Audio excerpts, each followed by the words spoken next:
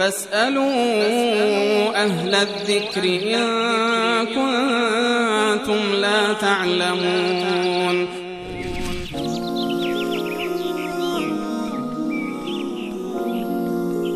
سوال اول بیننده در مورد آقای جلال بود که گفتن که پدرمان به کل فرزندانش ظلم کرده و از کودکی و الان هم که بزرگ شدیم برای در مزرعه داریم کار میکنیم در روستا در مقابل دریافت مزد، ولی ایشون به ما ظلم میکنه و حتی در خونه که زندگی میکنیم نیز گفته که ما از خانه بیرون میکنه.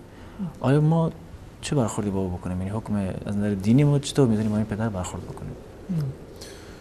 از نظر شرعی واقعا یک حقوق متقابلی در میان پدر و فرزندان وجود داره، پدر و مادر و از طرف دیگر فرزندان.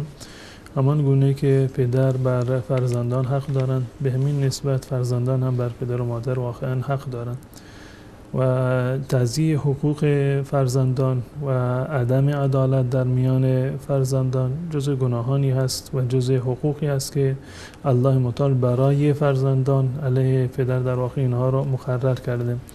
و در روایتی اومده که رسول الله صلی الله علیه وسلم در روایت معروفی است که صحابه اومد در محضر رسول الله صلی الله علیه وسلم میخواست که به یکی از فرزندانش هدیه بدهد. رسول الله فرمودند که آیا تمام فرزندانت رو این هدیه دادید یا فقط همین یک فرزند هست؟ اون فرد گفت که نه، فقط به همین یک فرزندم این هدیه رو دادم.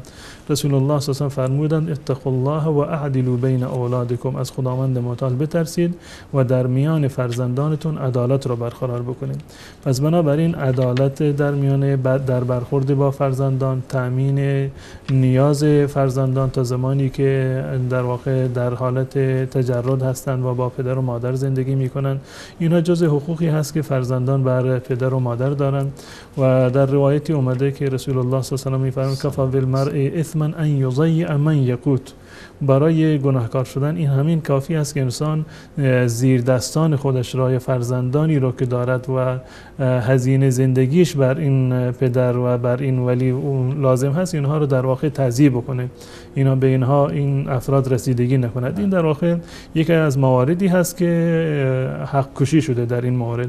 اما در این مورد خاصی که ایشون اشاره کردند که هر دو نفرشون ازدواج کردند و دستتون تنگ هست ایشونو، که خداوند متعال انشالله بیشون و تمام مسلمانان و دوستان و عزیزان ما انشالله رزق حلالی را و گسترده‌ای را عنایت بکنه.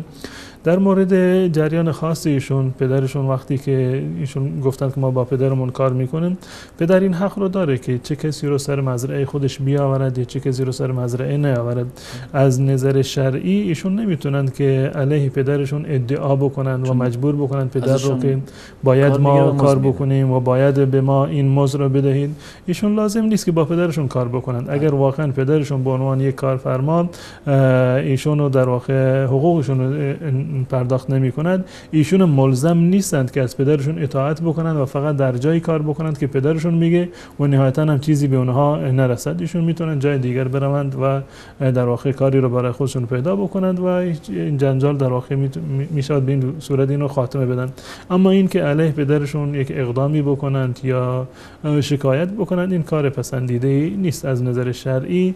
در روایتی هست که رسول الله صلی الله علیه و آله فرمودند انت و مالک لابیک، اگر شما مالی داشته باشید خودت و مالت مال پدرتون هستید. یعنی در این زمینه شما نمیتوانید برید علیه پدرتون در حقی که در واقع ندارید، فقط به عنوان یک مزدی هست که در سر مزرعه به شما میرسد و اگر میتونید به خاطر این که مزدشون نمیده مجبور نیستید، میتونید جای دیگر کار بکنید. اما این که به زور پدر را وادار بکنید یا به زور از اموال ایشون از جای دیگر در واقع بگیرید، این موارد شرعی نیستند و جایز نیست.